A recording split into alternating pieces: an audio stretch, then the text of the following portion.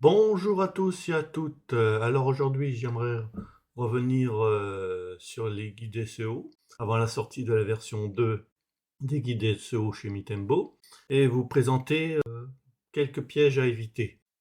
Les guides SEO, pour rappel, servent à créer des briefings à présenter aux rédacteurs d'articles. Alors, on va se pencher aujourd'hui un peu plus sur les pièges à éviter lors de la création du briefing et de la rédaction d'un article. Quelles sont les choses à ne pas faire avec un guide SEO? Déjà, c'est choisir une requête qui ne correspond pas à l'intention de recherche que l'on souhaite. Par exemple, éviter de choisir une requête qui correspond à la recherche d'un produit alors que l'on veut écrire un article de nature informationnelle. Non, il vaut mieux éviter ça, et vice-versa.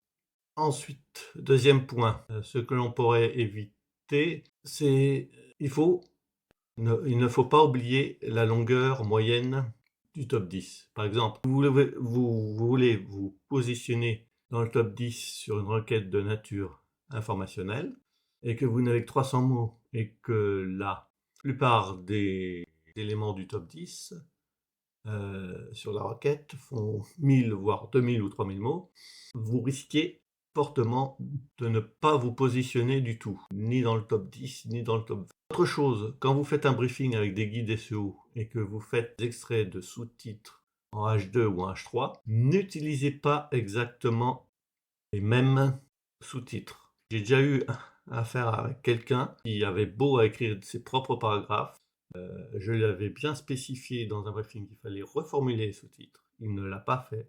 Il a repris la structure, copié-collé les sous-titres.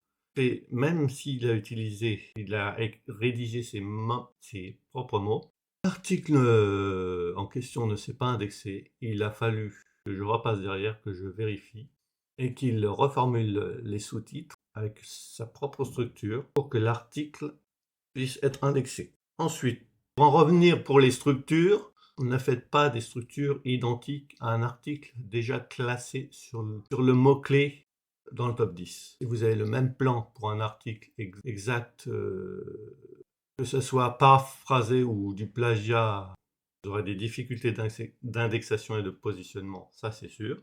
Google n'aime plus indexer des contenus bateaux qui retrouvent toujours la même. Il n'aime pas indexer toujours la même chose. Encore une fois, je le dis dans les vidéos, démarquez-vous, apportez votre plume.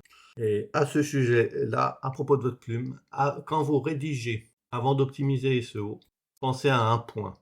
Ne pensez pas SEO, pensez uniquement utilisateur. Peu importe le champ lexical que vous allez utiliser. Le champ lexical que vous utiliserez du point de vue SEO, vous avez les guides pour cela, pour obtenir le bon champ lexical. Mais, encore une fois, ne pensez pas SEO quand vous rédigez dans un premier temps. Optimisez au niveau SEO avec le champ lexical adéquat, un mot, composante à 2 mots, voire 3 mots, une fois que vous avez fini de rédiger complètement l'article.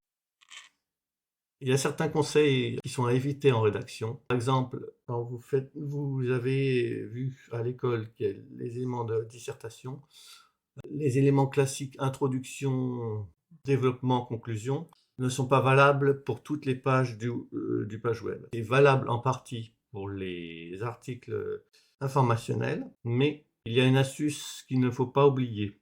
Il faut parfois mettre les composantes de votre mot-clé dans l'introduction, quitte à répondre brièvement à ce que recherche le lecteur dans l'introduction. Voilà, donc je pense avoir fait le tour, je vérifie pour aujourd'hui. Ah oui, pour en revenir aux paragraphes, faites des paragraphes assez longs. Des paragraphes séparés par des sous-titres, des paragraphes qui font uniquement une ou deux phrases séparées par des sous-titres, ça ne suffit plus aujourd'hui. C'est bon éventuellement pour du PBN, des réseaux privés, bref. Et pour des monésites, il faut des articles de qualité avec des arguments, des exemples, des sources de plusieurs, de un niveau, voire 2 niveaux au minimum, surtout pour des articles de nature informationnelle. Voilà, je pense donc avoir fait le tour. Si vous avez aimé cette vidéo, n'hésitez pas à liker, à me faire des commentaires positifs, constructifs, si vous le souhaitez. Et je vous dis à bientôt pour une prochaine vidéo. Bye bye!